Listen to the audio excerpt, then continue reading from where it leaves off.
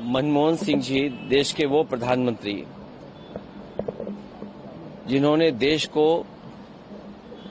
दुनिया के जो आर्थिक रूप से मजबूती करने के लिए फैसले होते हैं,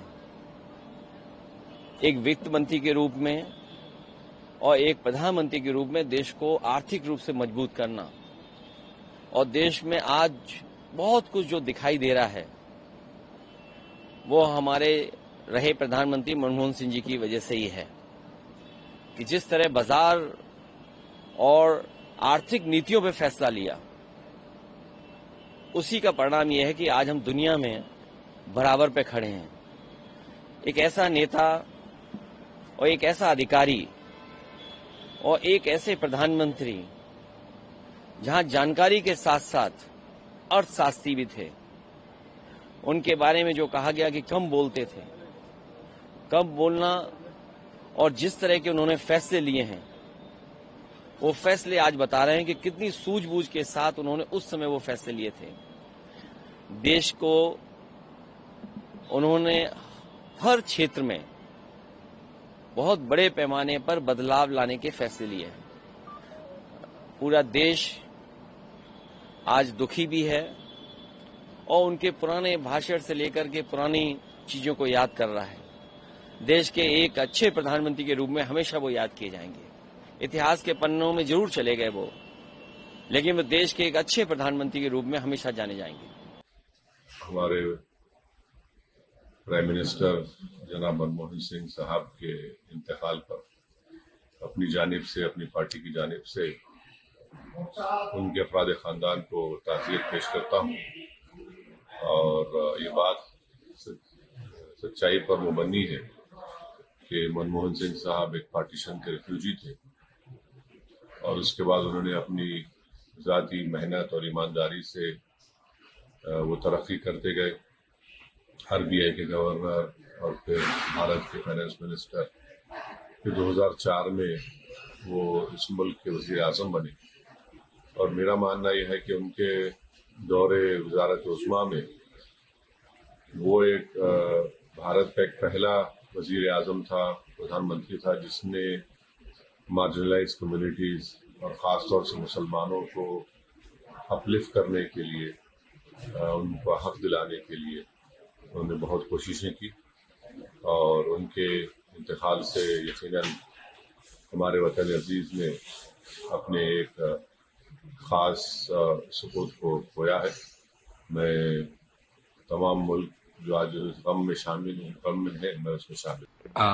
हमारे तो राज्यसभा में साथी भी थे। हम जैसे लोग जब आए तो वो अभिभावक की भूमिका में हमेशा किसी विषय पर आप कुछ बोलें तो कभी बोल करके, कभी अपनी आंखों से अफर्मेशन देना, ये एक बहुत बड़ी बात होती है। इस दौर ने, इस मुल्क ने एक ऐसा व्यक्ति खो दिया है आज। कल रात उनका निधन हुआ, जिसने साइलेंटली काम किया, लाउड नहीं कभी थे, नॉइज नहीं, शोरगुल के इस दौर में, मैं मेरा मुझको वाले इस दौर में हम की अहमियत को बरकरार रखते हुए, जो कि कलेक्टिव स्पिरिट है इंडिया का, उसको उन्होंने रखा। आलोचना जिसने की उसके लिए भी शालीन ही रहे, कभी गैर शालीन नहीं।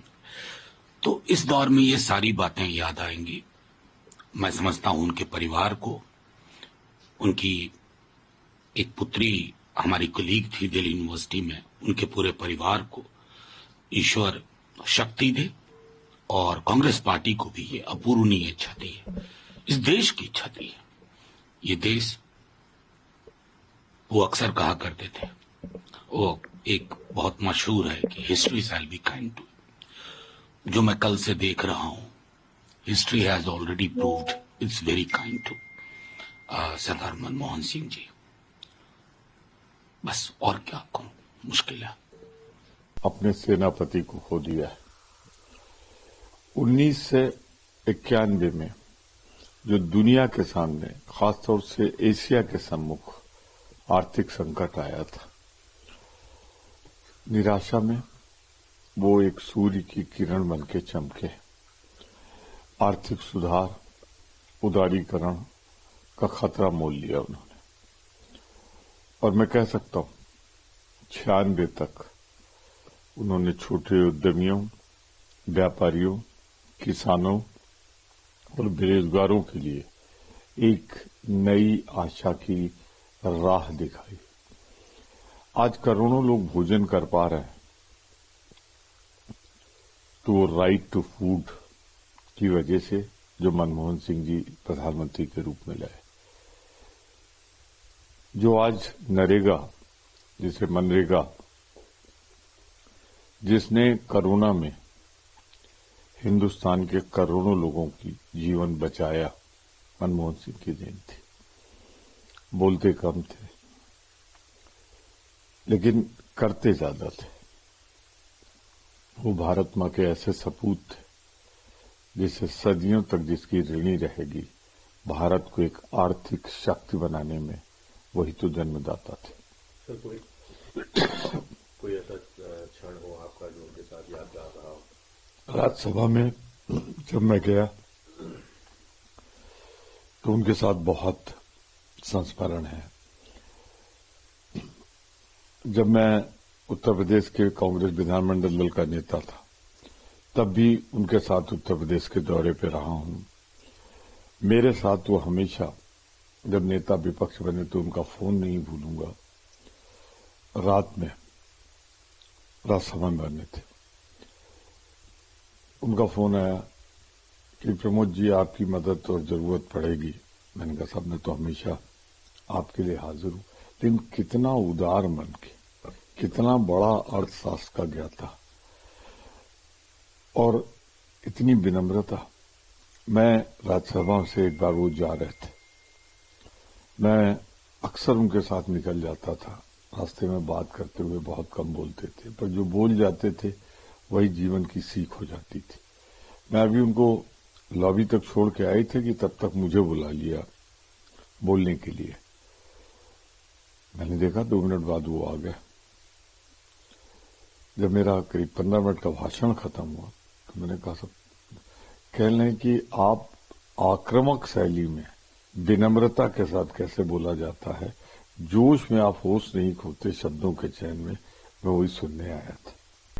हमने उनके साथ काम किया है। डॉक्टर मनमोहन सिंह जी एक ऐसी शख्सियत थी जिन्होंने देश पर नहीं, देश के जनता के दिलों पर राज किया। नरेंद्र मोदी और उनकी जो टीम है, ये सभी ने डॉक्टर साहब को बदनाम करने की बहुत कोशिश की।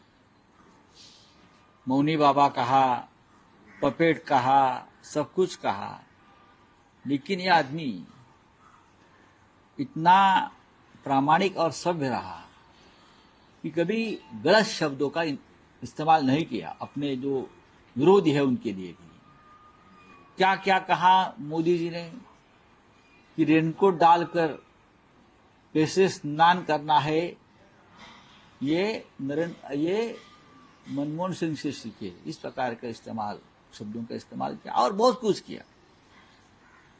लेकिन मनमोहन सिंह एक हिम्मत वाले नेता थे। हिम्मत वाले इसलिए थे कि उनके कार्यकाल में 250 से भी ज्यादा बड़ी बड़ी वार्तालाप, प्रेस कॉन्फ्रेंस पूरे विश्व में लेने की हिम्मत मनमोहन सिंह साहब ने दिखाई है। सभी प्रश्नों का जवाब देते थे, लोगों से डायलॉग करते थे। अभी के प्रधानमंत्री के पास अगर इतनी हिम्मत है तो बताइए, मनमोहन सिंह ऐसे वक्त इस देश के वित्त मंत्री बने जब हमारे देश के तिजोरी में सिर्फ 16 दिन के पैसे बचे थे देश चलाने के लिए। ऐसी हालत में नरसिंह राव जी ने मनमोहन सिंह जी को वित्त मंत्री बनाया और ये डॉक्टर अर्थशास्त्र के देश को उस कबाड़े से बाहर निकाला। और आज जो हम इतनी बुरी हालत में भी 10 साल में जो बुरी हालत की अर्थव्यवस्था की ये सरकार ने, फिर भी हम टिके हैं और 2 वक्त की रोटी खा रहे हैं। देश बचा है, उसका योगदान जो है वो मिस्टर हमारे डॉक्टर मनमोहन सिंह साहब को है। अगर मनमोहन सिंह 10 साल पहले नहीं होते तो आज देश भी हमारा कबाड़े में जाता। इसलिए और ये जो है अन्न सुरक्षा कायदा, food protection bill, Modi ji इतने लोगों को देते हैं फ्री में खाना और क्रेडिट लेते हैं, गरीबों को खाना दे रहे, उसके तो असली करते धरते तो डॉक्टर सिंह साहब है। फूड प्रोटेक्शन बिल किसने लाया? मनरेगा किसने लाई? सिंह साहब का योगदान है। अब भूलो मत, अगर सिंह साहब नहीं होते तो ये देश नहीं रहता 10 साल में। मोदी जी की लीडरशिप में भी ये देश नहीं रहता। ये सब डॉक्टर सिंह साहब का, मनमोहन सिंह साहब का योगदान है कि आज हम जिंदा है, आज हम सांस ले रहे हैं, हम 2 वक्त की रोटी खा रहे हैं, आज भी हमको ठीक से सैलरी मिडिल क्लास को मिल रही है। उदारीकरण किया वो साहब ने, ये उनकी बदौलत हो रहा है सब।